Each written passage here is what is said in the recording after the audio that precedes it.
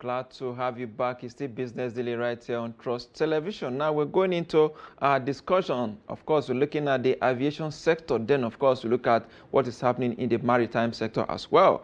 The Nigerian aviation industry has experienced a roller coaster of a year in 2024 from domestic flight mishap, raising safety concerns to the federal government, game-changer deals with Boeing, an aircraft manufacturer in the United States. The sector has indeed been in the spotlight. I have Daily Trust Deputy Business Editor Abdullateef Aliyu, who is very strong in terms of aviation coverage. He joins me virtually from Lagos. Good morning, Abdullateef. Yeah, good morning. Yeah, it's a pleasure having you. Let's look at issues in the aviation subsector. A lot happened in terms of domestic scene this year. We saw some aircraft, having to, cut short their flights. Many have to, shift a flight schedule. A lot of crash landing aircraft here and there. What do you make of all those things that happen in the sector in the course of 2024? Well, thank you very much. The issue around the aircraft incidents it's not new actually. And some stakeholders will probably want to say that these are normal occurrences in the aviation sector and so on. What is really important is that most of these incidents, they have not really constituted big safety issues in the industry. And what is important is that the authority that is in charge of investigating some of these incidents, they are actually up and doing, which is the Nigerian Safety Investigation Bureau. And the main purpose of investigation is just to ensure that to prevent a recurrence of the incident and so on.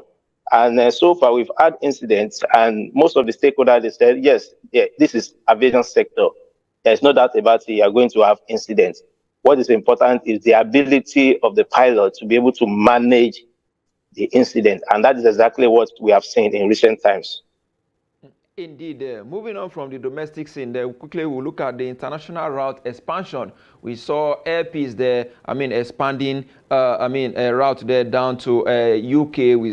Even though they wanted to land in Heathrow, they were not given that opportunity. They are now using Gatwick, one of the also a big airport there as well. What benefit do you think the Nigerian aviation sector would derive from this kind of expansion?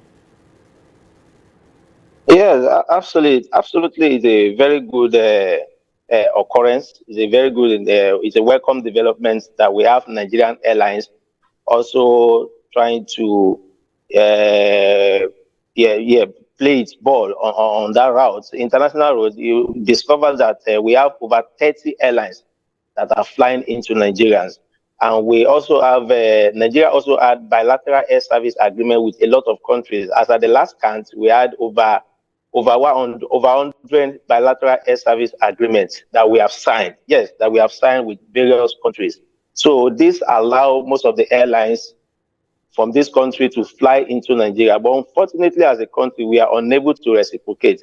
So for Air Peace starting the London route, it was a major relief because over time, we only had the British carriers, the British Airways of this world, the Virgin Atlantic of this world, only operating that Lagos-London flight. And when you look at the traffic, the number of Nigerians going in and out of London and so on is a very huge number. And as a country, we have been missing a lot. And they also had the latitude to also determine the pricing. But when Air Peace came, we had a situation where the fares actually crash on that route. And that is the beauty of competition. When we have more airlines operating direct flights to London from Lagos, direct flights to London to Lagos, definitely the price will crash. Though we also have other airlines that are operating that routes, like the Royal Air Maroc, Ethiopian Airline, Kenya Airways, and others. But what they do is it's more like a connecting flight. But it was only British Airways, Virgin Atlantic that were doing direct flights from London to Lagos. But when Air Peace came, it also expanded that options for Nigerians.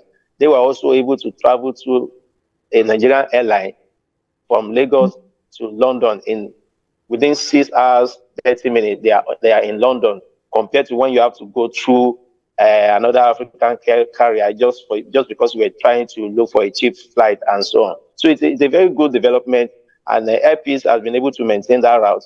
A lot of Nigerians are also patronizing it, and they are, because most people, they are actually looking for very cheap and affordable fares.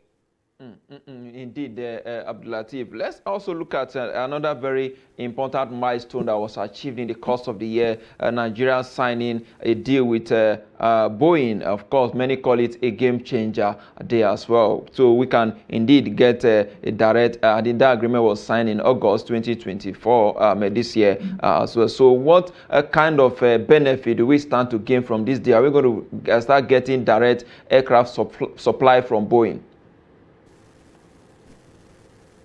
Well, prior to signing an agreement with Boeing, we also signed similar agreement with Airbus, another aircraft manufacturer. So the signing of agreement is neither here nor there until we begin to see Nigerian Airlines acquiring aircraft from Boeing with less severe conditions.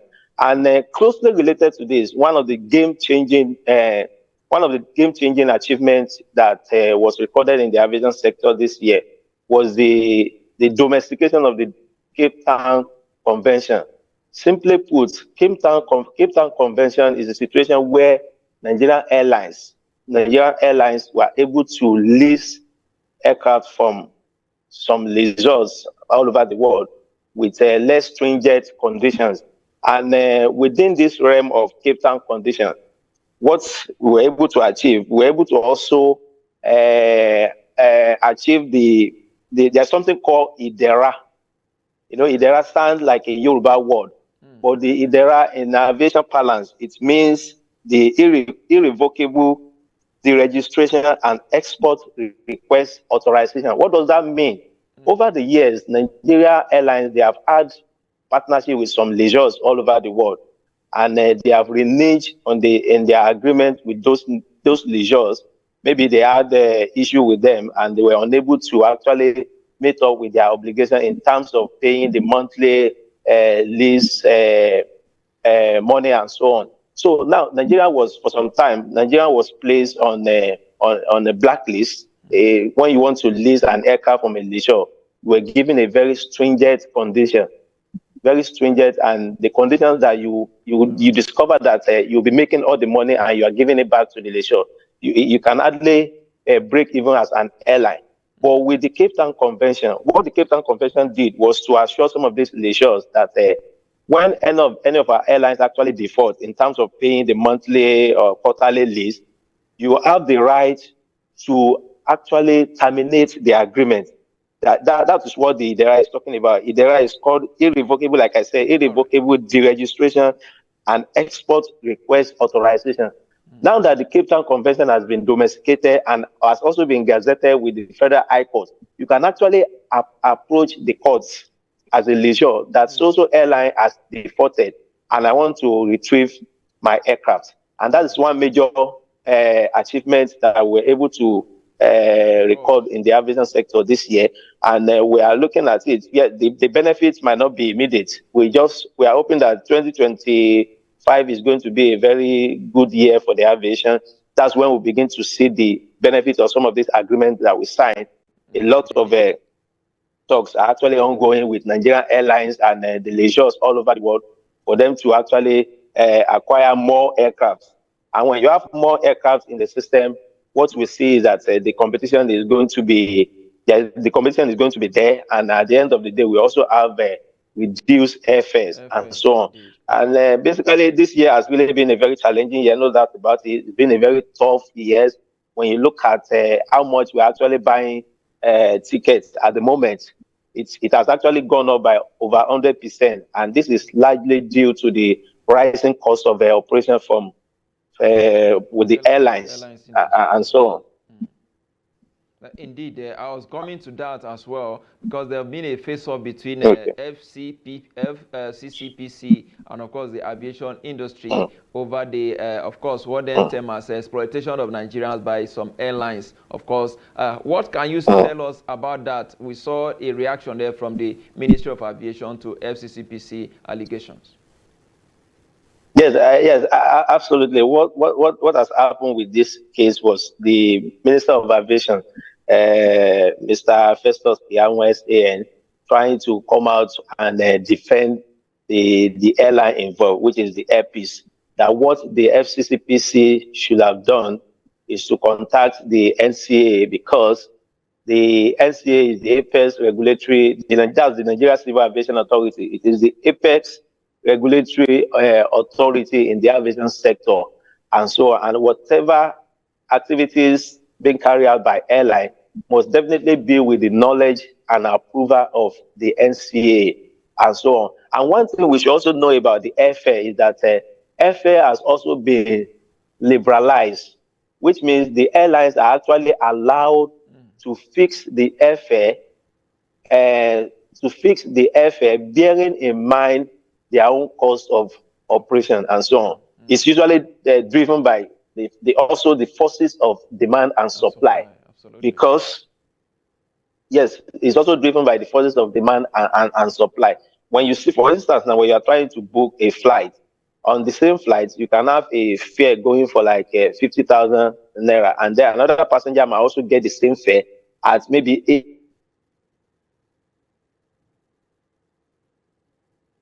Hello, Abdullateef, are you there?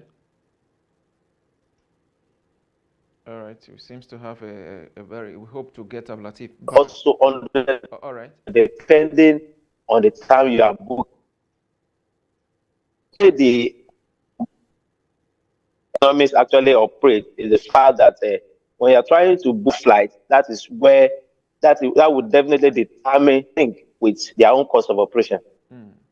All right, Abdullateef, before I let you go, we lost you there momentarily. Let's talk about the e-gates and, of course, CNG buses that were unveiled at Lagos Airport over the weekend. Tell us the implication and, of course, the benefits that passengers will derive from that new initiative. Yeah, absolutely, it's a very good thing. It just means that the aviation industry is also trying to align with the present focus on CNG, and we all know that the compressed natural gas is more environmentally friendly in terms of environmental sustainability, and it's just a way of reducing emissions around the airports because CNG, when you power your vehicle with CNG, it actually, there is more or less see, let me having a network issue there with Abdullateef Aliyu. Of course, we've been discussing issues around aviation sector there. Of course, little or no emission at course of the year. We'll look at how the domestic, from the domestic scene, some of the air mishap that we had. We are happy that there was no, casualties. Of course, we talked about the international route expansion, looking at the airpiece. Opening a direct flight to Gatwick Airport in London. We also look at the showdown between Nigeria and, of course, London over whether we should fly to Heathrow or to Gatwick. So talk about the game changer deal with Boeing's air making industry there as well, which of course will give us direct, our airlines operators direct access to Boeing to buy aircraft directly. We also talked about the issue of FCCPC and of course the aviation industry. Indeed, there a very good one there, you say, for aviation industry. Abdullateef, I'm told you are back. Quickly give us a wrap on the CNG and of course the e-gate that was launched at Lagos Airport. We lost you momentarily. Yes, I said definitely is a welcome development. It's also